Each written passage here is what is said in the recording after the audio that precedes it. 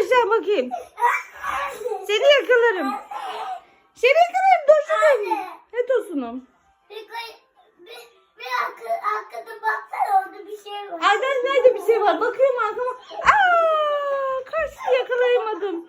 Beni kandırdın mı sen şimdi? Sen şimdi anneyi mi kandırdın? Ben seni yaramazım seni.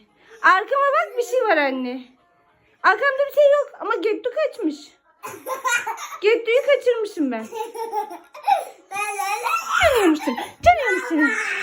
Babay mı? Babay yaptın anneyi sen. Anam büyük abiden korkarım işte.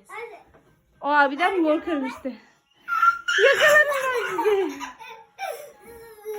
Sizi yerim. Arkadaşlar biz bunu kendimiz yaptık.